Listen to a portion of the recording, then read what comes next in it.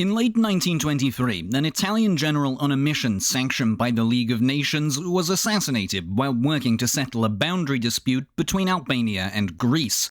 In response, the Italian dictator of less than a year, Benito Mussolini, issued an ultimatum to the Greeks, and when Athens tried to negotiate, he ignored the League of Nations to attack the Greek island of Corfu. In the end, Fascist Italy got nearly everything it wanted and faced no consequences. So why not? What was the Corfu Crisis, and how did it foreshadow a return to war in Europe? Why did the world fail to stand up to fascism's first act of aggression? Well, when General Enrico Tellini and his entourage were killed in August 1923, it presented Mussolini's Italy with an opportunity. To this day, it's not clear if the partisans who carried out the attack were Greeks or Albanians, and it certainly wasn't sponsored by the Greek state. The Greek Prime Minister, Colonel Stylianos Gonatas, offered Italy a formal apology, a memorial service attended by members of his government, a military salute at the Italian embassy in Athens, and military honours for the slain Italians, all of which Mussolini decided to interpret as a snub. Greece and Italy had been strategic rivals since before the fascist march on Rome brought the Duce to power in late 1922.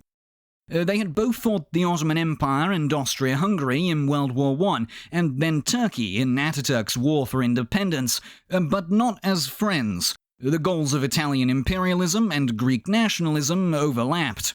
There were three flashpoints. Diplomatically, Rome and Athens had clashed over influence in Anatolia before the Turks drove them both out in the early 1920s.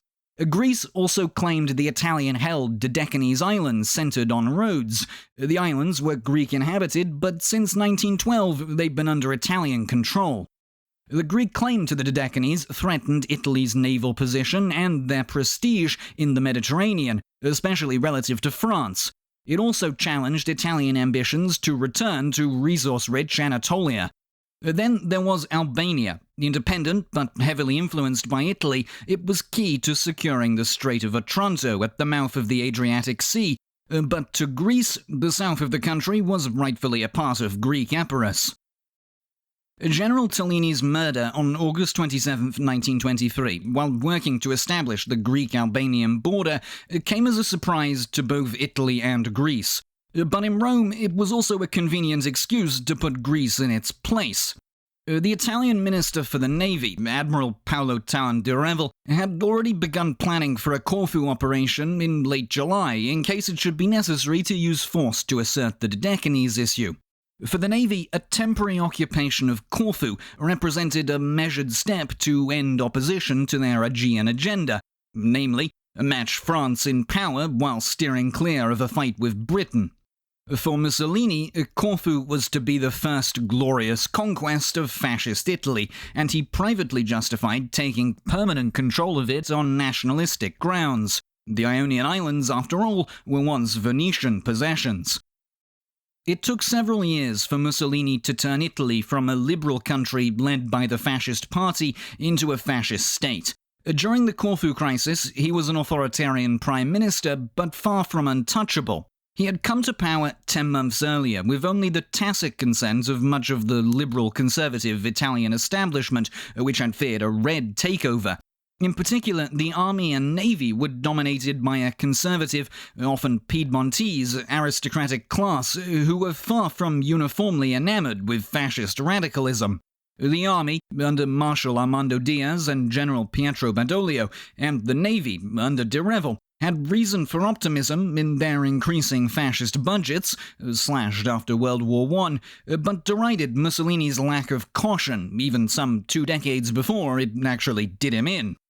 Only the Independent Air Force, a creation of Mussolini's in March 1923, was a thoroughly fascist service. His ultimatum to Greece, issued a day after the assassination, was almost certainly intentionally ridiculous. As well as the apology, funeral, and solemn salute which Greece granted, he demanded a show of humiliation from the Greeks, all before any investigation had been carried out. The Greek navy was to pay honours to the full Italian fleet inside Athens' main port. Prime Minister Gonatas had to guarantee capital punishment for killers who had not been caught, and the investigation of the crime in Greek sovereign territory was to be dominated by Italy's military attaché in Athens. To top it off, Mussolini demanded Greece pay 50 million Italian lira in compensation. The Italian press rallied behind the government in patriotic outrage, while demonstrations in northern Italy desecrated the Greek flag. On the 1st of September, after Greece failed to meet all of the demands, an Italian armada under Vice Admiral Emilio Solari opened fire on Corfu as the Air Force seized control of the skies.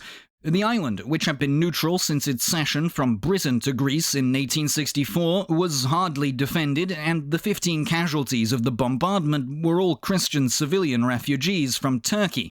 That same day, the Navy landed thousands of Italian troops who arrested the Greek prefect of the island and raised the Italian flag over its Venetian-era old fortress. Greece immediately appealed to the League of Nations, accusing Italy of violating its charter and commitment to peaceful resolution of disputes. Greece's main patron among the great powers was Britain. In theory, that didn't matter. The League of Nations Assembly in Geneva operated on a one-member state, one-vote system. Even its executive council sat some lesser states beside the powers, and in its 20-year history, the League did handle a dozen or so minor territorial disputes successfully. In practice, though, the 1923 Greek petition never made it to a vote. Real geopolitical power lay not in Geneva, but Paris, where ambassadors from the four World War I winning great powers in the League met regularly. The isolationist United States sat as an observer. The Corfu Crisis would be resolved not by enlightened multilateral diplomacy, but by the old imperial powers of Britain and France, as well as Italy itself. Britain supported sending the crisis to the League Assembly, but that was not entirely out of principle. Rather, the blatancy of the Corfu bombing had incensed the international community, and the Assembly was likely to rule in Greece's favour, which was exactly what London wanted. Relations with Greece were an asset in maintaining Britain's eastern imperial holdings, and British public opinion sympathised with the Greeks.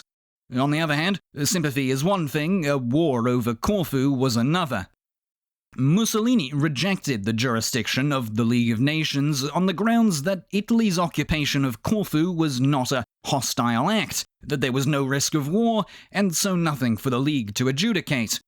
The Greek government replied that occupation could only be seen as a hostile act, but still, with their petition to the League, Gonatas agreed to the principle of compensation for families of the killed officers, and to transfer the 50 million lira demand to a neutral Swiss bank as a show of good faith.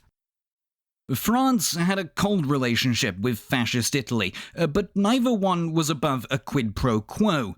Between the World Wars, Rome and Paris disputed each other's colonial ambitions, made alliances against each other with Albania and Yugoslavia, and the fascists made menacing moves towards historically Italian French territories. The Corfu Crisis was one of the few times they were in alignment. Mussolini was all for coercion by force. Accordingly, Italy had been the only great power to back President Poincaré of France when French troops occupied the German industrial region of the Ruhr in January 1923. 8 months later, they were still there, and the French had no interest in the League of Nations setting a precedent against a power making moves to force financial submission. With Britain unwilling to put muscle behind it, France unwilling to risk it drawing parallels with the Ruhr, and Mussolini threatening to walk away from the League altogether if it took up the Corfu issue, the League of Nations had neither the power nor effective legitimacy to settle anything. For their part, Greece in 1923 was in no position to defend itself.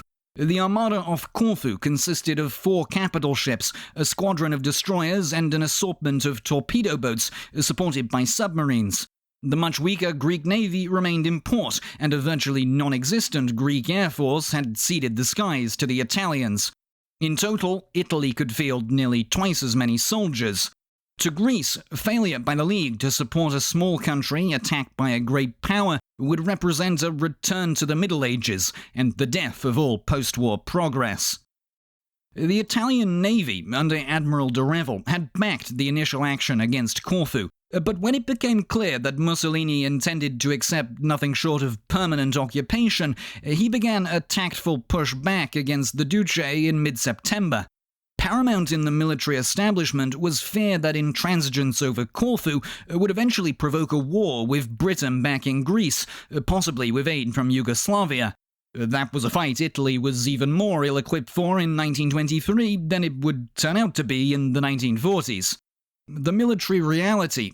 De Revel relayed to Mussolini that they could hold off the Royal Navy for only 48 hours, made Italy step back from the brink.